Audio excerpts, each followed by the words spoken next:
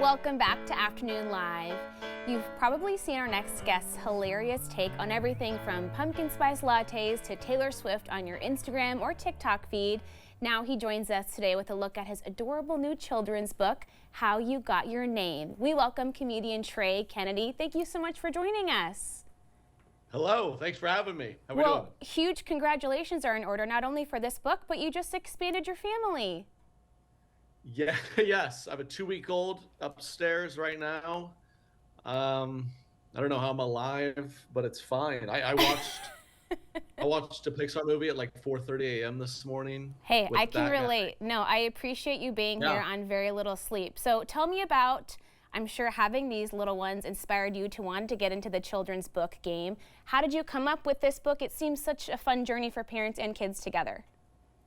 Thanks. Yeah, I got 202, so very much living through it and starting to read to my oldest more and more, and kind of, you can't have enough kids' books, and I thought, what a fun thing to give my audience, and hopefully add some good material, because some of these kids' books, I'm like, babe, we gotta throw this one away. I can't possibly read this one again. So I'm hoping that this book, my son likes it, but hopefully the parents like it as much as I do too. It's meant to be a little interactive with your child and keep things interesting, because reading the same about your kid can get a little monotonous. So I can relate to maybe some of the favorite titles that get lost every once in a while, because mom and dad are kind of sick of them.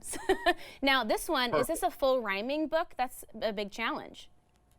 It is a rhyming book. That was big for me. They're like, it doesn't have to rhyme. I'm like, you don't want it to rhyme. It's fun. So yeah, it's kind of one of my big bits that people have loved over the years is I make fun of the baby name culture. Someone pops a kid out and they name them some made up name you never heard of. Obviously, this is a kid version. It's silly. It's not meant to actually roast people. My publisher told me I couldn't do that quite yet. I'm personally going to raise my 2-year-old to roast people, but that's not what the people want. So it's nice, it's lighthearted, and it's a play on that culture of the naming your kids wild, wacky stuff, but with a nice message of an opportunity to explain to your child why you did name them whatever you named them. It's kind of a perfect circle that's led you to this moment, and then it just almost becomes like a choose your own adventure thing, right? Yeah, a little bit. There's plenty of moments where you kind of lob it up to your toddler to be, it's like, what do you think they named them? Or my son's just starting to get to the age where he can kind of interact more in that way, and it's become very entertaining to hear, as what in the world kids can come up with and spit out of their mouths. Yeah, so their brains are ever fascinating. Well, let's talk about, you're really busy. I mean, making all this content, having stand-up and podcasting. I mean, how are you balancing all of those things and prioritizing and then finding the time to write a children's book with all this other stuff going on? Well, it's I'm doing it. I mean, I'm off the road a little bit, having my daughter. We'll get back on the road. I have an amazing wife who's very supportive, and we really make efforts to get her on the road or with the kids or whatever that looks like to maximize our time together, because I don't want to miss too much. But I have a great team to help me do the book and all sorts of other stuff. So, it's not just me. So it's really fun to get to work with a lot of really fun, smart, creative people as well. There you go. Well, hey, I want to wish you happy fall. I know it's a very important season to you. This fall girl stuff, I think those were the first videos of yours that I really connected to and saw just blowing up my feed. How fun are those?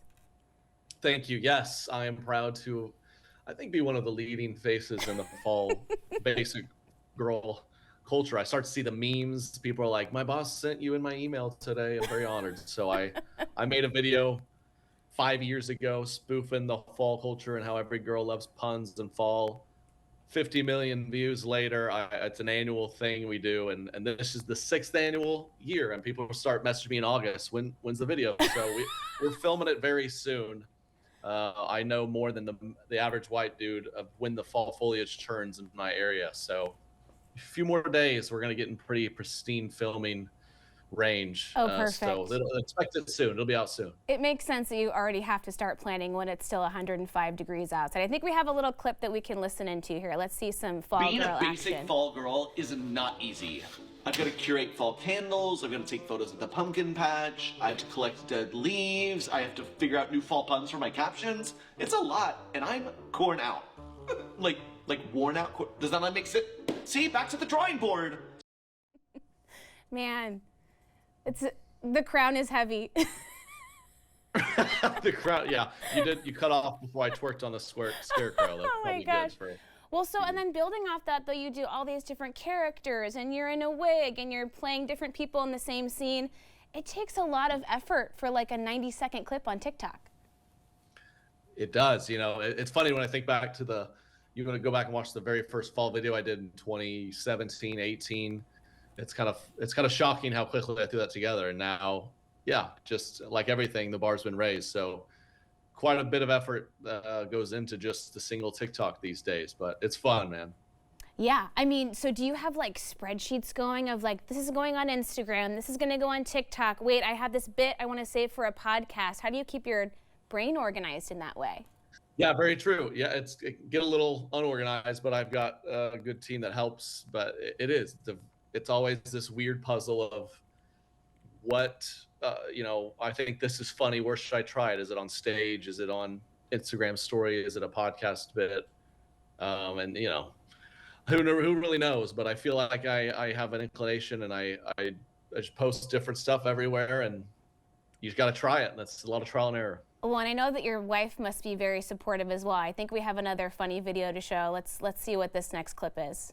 We were supposed to hang out, but I'm exhausted, and the butt burner boot camp was a lot today. I know, I wanted to. I guess we'll do another time. Good night, babe. I love you so much, okay? Boys, the warden is down. I repeat, the warden is down. It's good to be back. Oh, man. All my worries are fading away. I should have known. Do we have a problem? You're addicted to these little games. Your real friends that you interact with on your video games, right? The very important people in your life. Yeah, that was it's sometimes my content's just based on random stuff, but that was very much a documentary of my own life. I haven't touched a controller since my daughter was born. I don't know if I ever will again. Yeah. But the video games are never well received in my household. I don't know why. Happens to the best of them. Yeah. So what does your Happens. wife think of this content when these things do become inspiration for a funny bit? I imagine she's got to be okay with it. Oh, yeah. She's a great sport. She's so, at this point, desensitized to it. She doesn't even watch it, really. I looked recently, I was just on her phone on our Instagram, and I scrolled. I was like, you haven't liked any of my last, 20 posts. Can you pay attention and support a little bit? She's like, sorry, I live with you. So, Yeah. Early on, I think it was really exciting and wow, I'm maybe in his video or he makes jokes about me. But now she's like, he's just doing his thing. He's just clocked into his 9 to 5. That's all it is. That's all. Now, is she an enthusiast of any of the fall things? Does she watch football? Is she into pumpkin spice lattes? How much inspiration comes from her? Not really. No, she's not football either. She's like, there's football on again today? I'm like, yeah, almost every day now. It's amazing. There was a game on at 8 a.m. Sunday morning. She was like, oh my God. But she's a good sport. She's not as much, she's got it in her, but not as basic as a lot of the girls come. That's a lot more of who I grew up around. My sister, my cousins, some of the girls I kind of knew in college and stuff. I was really in the basic world. So it was really born from a lot of that experience and paying attention to those girls, not so much my wife. Yeah, I think we millennials probably just led the charge on all things pumpkin spice, so I'm sure you had lots of inspiration to draw from. Hey, thank you so much for spending some time with us today, and congratulations again on the book and the baby. Thank you very much. There it is. Really appreciate it. Look, I got my own. No, you guys are on it. We got it all. Thank you so much for having me. I'm going to go change a diaper and take a nap. Yes. And thanks so much for the time. It was a great interview. And yeah, the book will come out November 12th. Amazing. Here, we're going to tell you one more time. Look at this. Trey's upcoming children's book, How You Got Your Name. We will have all that information on our website at katu.com.